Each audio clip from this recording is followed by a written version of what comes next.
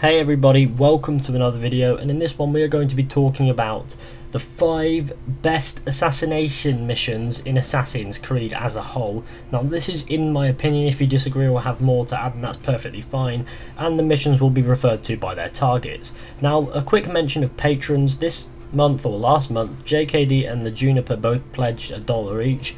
Thank you to that. I believe that JKD does have a YouTube channel, and I will leave a link in the description. If you wish to become a patron, then there is a link in the description that you can follow. If you pledge $1 a month or more, you'll get your own shout out.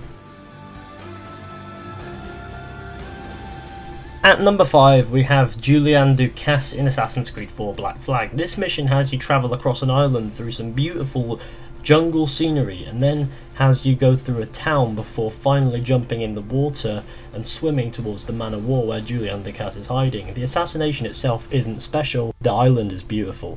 Which is what makes this assassination so special, because you get to see the island in all of its glory from the back end with some ruins and the jackdaw to the front with a town, and then there's the jungle in the middle, and all in all it's a very beautiful island. Next up we have CESARE's assassination in Assassin's Creed Unity. Now CESARE is a great example of how the black box missions can work in Assassin's Creed, and honestly this is probably the best black box mission in both Assassin's Creed Unity and Syndicate in my opinion. I believe the mission where you have to infiltrate Notre Dame is really well done, and then there's the important element to the story that CESARE has, being someone who played a part in Arno's adopted father's death's conspiracy. You again! Why aren't you dead? Men! Slaughter him!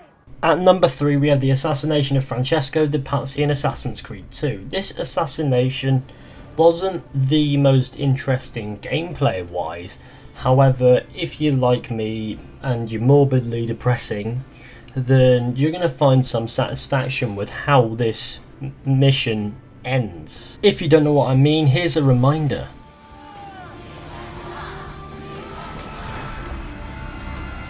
Francesco?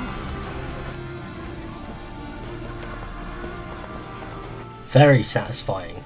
Now, although not necessarily being Connor's intended target in Assassin's Creed 3, HAYTHAM KENWAY's assassination, or perhaps just death, is something that was definitely worthy of a place on this list, because here's a character that we love. He's arguably my favourite character in Assassin's Creed 3, and he's arguably the best character in Assassin's Creed 3. He's definitely the best of the Templars, and just to see him die that way, being killed by his own son no less, in a very fitting and quite honourable way I suppose, in combat with his son. His White Room confession, it also just sums up how his character saw the world and his thoughts, and honestly, despite what you think about Connor, or might think about Connor, this scene is quite sad overall because of HAYTHAM's death. That, and it was a fun boss battle because it was like you were both drunk. Connor's concussion during the fight gave the fight its own unique dynamic, which we saw similarly in a HAYTHAM mission towards the start with Mills, is it? However, this time, of course, Connor's got a massive fucking headache for obvious reasons, and on top of that, we're fighting HAYTHAM, a character that we love, in a standoff that we honestly wanted from these two characters, and which we got, so it was satisfying in that sense as well. And finally, my personal favourite is the assassination of Cesare Borgia in Assassin's Creed Brotherhood. Now, this mission has you run across a battlefield, and its chaos is breaking loose. And what you need to do is you need to get to the walls to find Cesare. Once there, you have to fight him, and honestly, quite a lengthy boss battle where you have to take off his armour first before you manage to actually defeat him. But in the meantime, you have his goons to worry about, and once you're done with those, you actually get to sort of stab. I don't know how it works, but you assassinate him. But Cesare resists in a way that makes Ezio decide that simply using his blade is just not enough, and thus Ezio hatches a plan in his mind and decides to be a sweet boy and gives us a cool little moment where he decides that he's going to throw Cesare off of the wall.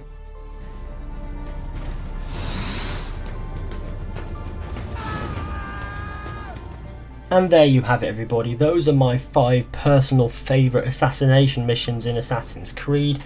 Please let me know what yours are in the comments. Let me know if you agree or disagree with any of them.